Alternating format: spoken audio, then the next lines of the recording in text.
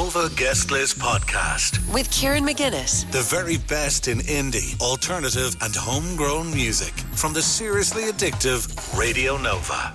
Yeah, the brilliant Murder Capital on Radio Nova, one of our previous songs of the year there, Only Good Things. It's Kieran McGuinness, it's Radio Nova. We are chatting very, very shortly to Diarmuid from the Murder Capital all about their brilliant album, Blindness, their third album, and their big gig in the Ivy Gardens on July 19th. But last night, a huge thing happened. Their gig was cancelled in Berlin due to their insistence on voice and support for Palestine in the form of having their flag on stage, as they have been doing at all their shows in the current tour. And here's a little snippet of what ended up happening last night. We pulled in to Berlin this morning. We had no idea that we weren't allowed to fly this flag here today. We found out early this afternoon. This is from the band's point of view. We discussed it for an hour at length. We came to the decision that we were not going to take the flag off the stage. That was a decision pretty easily made, but we discussed possible outcomes. What if they decide to cancel the show? We spoke earlier today about this, about how we wish live music and art and theatre could be free of political discussion and things like that, but as the world as it is, unfortunately it just cannot be. So they announced, that they weren't going to be able to do the show. Played in the street, which was beautiful. But it's an amazing thing that's going on with artists at the moment, and it is reaching a pinch point in Germany especially. We're going to chat now to Diarmuid from Murder Capital, live from Germany. How you doing, Diarmuid? Hey, Kieran, how are you going? Yeah, good. So we're going to chat about the brilliant gig in the Ivy Gardens, your biggest ever show, your brilliant third album, Blindness. We're going to talk about those, but we're going to talk about the current situation. You're in Germany, and you've just had last night's gig in Berlin cancelled and tonight's gig in Cologne cancelled. So for listeners who might not be aware, there's a kind of a major opposition in Germany to political demonstrations of a kind of a pro-Palestinian nature. It's never a nice situation when a show is cancelled for whatever reason. But did you see this coming? Did you anticipate this coming?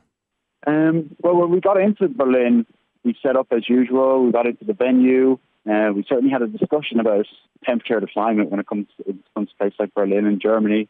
And, coming from Ireland, it's a very obvious thing that we see what's happening on our phones and the humanitarian crisis that's happening day in and day out in Gaza.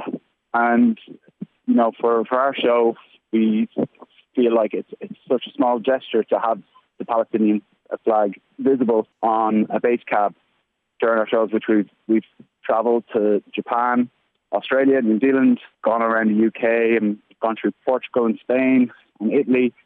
We were in Czechia as well, and we even played a show in Munich the other night, and there was no problems.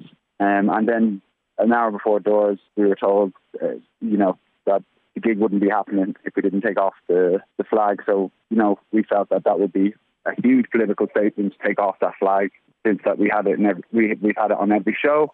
And obviously it's a tough decision. Like we stand by that we were ready to play a rock show, so we didn't cancel any show that the venue cancelled on us. But fortunately we were able to go outside and explain it to the punters that spent, their money to come and see us and travel a long way. People came from Frankfurt, which is, Germany is a considerably bigger country than Ireland. So, we appreciate people traveling, but, we explained that we'd try and, people did understand where we were coming from, and we played an acoustic set out the front of the venue, which turned out to be a really great moment, I think, just in terms of just like sharing the music and, taking some sort of stand of, just trying to show visibility to a country that is, people that are experiencing statelessness for the last, 70 years. Yeah, and it's difficult sometimes. You're not necessarily making a decision to make political decisions. You're just doing a human decision. Absolutely. How have people responded? Quite positively. Like, our point is that we don't want to be political. It's we're musicians. We want to play music to people. I just feel like people's responses to us have been quite positive. They, I think, understand that where we are, and that, if we're a band on stage, it's our stage. We should be able to express what we feel we need to express to the people that come to our shows. And if anybody has come to see our show, it's not all about a flag or anything like that. It's about the music. And there is dialogue between ourselves and our fans. And we go out every night and speak to, at the merch desk, and we speak to everybody that comes to our shows. We always try and make an effort of that. So, we try to welcome everybody into our shows, and I think people understand that, and they've been hugely supportive about the whole thing in the last 24 hours. Yeah, well, look at fair play for making the stand. We won't talk about it because we want to talk about the album and we want to talk about other stuff. But I think one of the things is that this isn't necessarily actually about politics. It's about humanity and people. Do you think that people are kind of struggling to make that distinction? It is a humanitarian issue, but I think that it becomes divisive when it's either this way or that way, and unfortunately there's people that see one stance, you're ignoring another, and it's not that. It's literally, for us, it's just, there's an abundance of human suffering that's happening, and it just needs to stop. Anything else is just supremacy over another group of people, and nobody wants that for anyone, Yeah. And I think our main thing, what we wanted to do with the venue yesterday, was just to try and get to an understanding, that they understood us and we understood them. And unfortunately, it wasn't. It was a difficult conversation, and it's an important conversation to have and to try have these conversations. But again, we're musicians, we like we were talking about. I wish it wasn't our place to have these discussions, but we can't ignore it. We're in the middle of a tour. We've been touring since March, and this is the first place that this has happened. So unfortunately, it's happening again tonight in Cologne, but we're going to play an acoustic set in a park nearby, and hopefully people will come out and enjoy the music. Yeah, and I bet they will. It's amazing how many Irish acts are vocal about the situation as well. It's amazing stuff. But look, we're going to chat about the album. So Blindness is the third album. It's an excellent album. It's an excellent listen. It's got this raw, thick kind of melodic sound. It's so great to listen to. And it's the sound of a band, I think. I really enjoyed your last two albums, but this one feels like a band just getting to really have their unique sound crystallise. And it's just such a pleasure to listen to that. It's 8 weeks since it's been out. How has it been playing these new songs? Great. It's been brilliant, finally, taking them out on the road and showing them to people. We had played a couple of tunes when we were supporting Nick Cave there late last year. That was before, I think only maybe one or two songs were out at that point. But now that the album has been released, coming back to those songs live, we do play a lot of them in our set.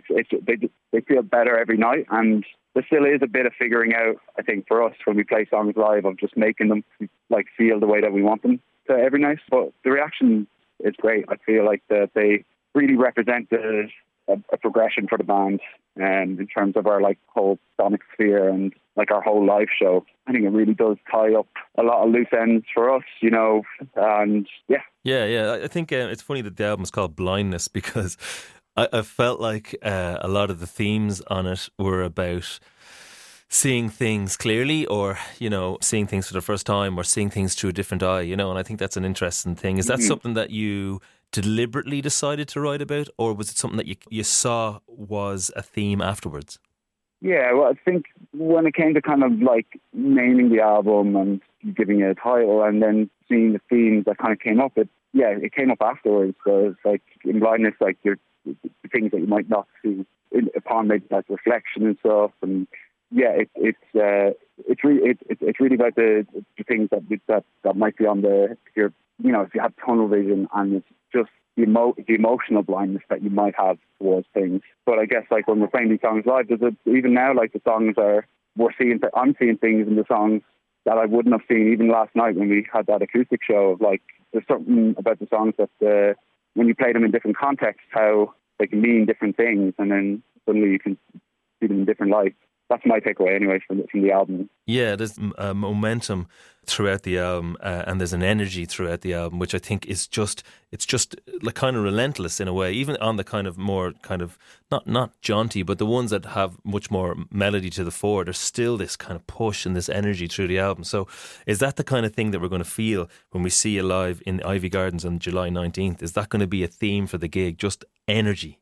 Yeah, that's it. I'm on energy crew, So we're just trying to get a, like I said, some of the straight ahead songs. They were songs that we really wanted to try and write, songs that just got us into the needle, they're dropping the needle into the feeling of the song. So that's what things like a distant life or words lost meaning. I think they satiated a certain a certain direction in terms of how we write songs. What is the feeling of this song?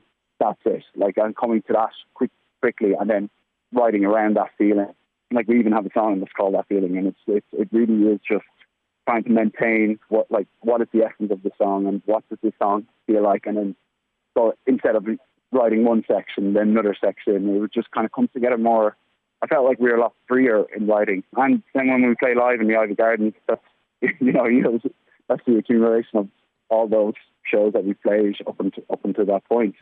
Yeah, no, the gig in the Ivy Gardens on the 19th of July is just going to be, everything you've learned, everything you've done up for the last couple of months, really knowing the songs and the ultimate set list. So that's going to be absolutely special to go and see. My favourite song on the album, and one of my favourite songs of yours, and one of my favourite songs of the last year, I'd say, is Words Lost Meaning, which I think is an absolute gem of a song. It's anthemic, it's alternative, it's thick with this sound which is just so powerful, but it's still just got this absolute heart in it as well. It's amazing. So really, really looking forward to hear that one, and we're going to play it next. Diarmuid from the Murder Capital, best of luck for the rest of the shows, especially in Germany.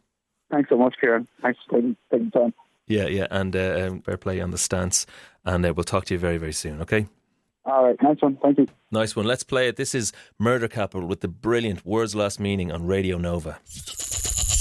The Nova Guest List Podcast with Kieran McGuinness. The very best in indie, alternative and homegrown music from the seriously addictive Radio Nova.